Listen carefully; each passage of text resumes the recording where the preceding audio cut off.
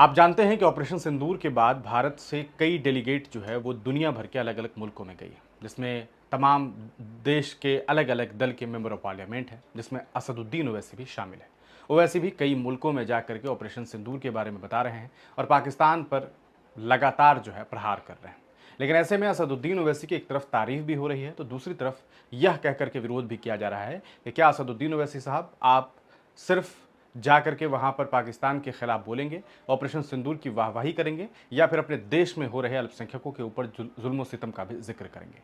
आप क्या ये बताएंगे कि किस तरीके से अलीगढ़ में मॉब लिंचिंग हो रही है, किस तरीके से देश में मुसलमानों के घरों पर, उनकी मसाजिदों पर, उनके मदरसों पर, उनके धार्मिक स्थलों पर बुलडोज़र चलाने की कोशिशें हो रही हैं। ये सवाल सोशल मीडिया पर लगातार लोग पूछ रहे हैं। एक तरफ असदुद्दीन ओवैसी ने जो उनके विरोधी हैं उनके बीच मकबूलियत पाई है, वहीं दूसरी तरफ जो उनके चहेते थे, जो उन्हें चाहते हैं, वह अब उनसे सवाल पूछ रहे हैं कि क्या ओवैसी साहब आप बदल गए हैं, क्या विदेश में जाकर के आपका लहजा बदल गया है। कुछ लोग तो ये कह रहे हैं कि ये तो अलग ही मामला हो गया है कि निशिकांत दुबे जब वहाँ पहुँचते हैं, अरब ममालिकों में पहुँचते हैं, तो वो ऐसे ऐसे बयानात देने लग जाते हैं जिसे सुनने के बाद लोग ये कह रहे हैं कि अरे दुबे साहब आप वही हैं या आप वाकतन बदल गए हैं। वहीं ओवैसी साहब से भी लोगों की शिकायतें हैं कि ओवैसी साहब ऐसा लगता है कि आप तो भारतीय जनता पार्टी की तरफ से फील्डिंग और बैटिंग करने के लिए वहां पहुंच गए हैं। आपको क्या लगता है कि क्या वाकईतन यही सच्चाई है? क्या आपको लगता है कि वाकईतन असदुद्दीन ओवैसी मुसलमानों के मुद्दों से हट गए हैं और वो मुसलमानों के उन मुद्दों को नहीं उठा रहे हैं जिन मुद्दों को उठाने के लिए, जिन मुद्दों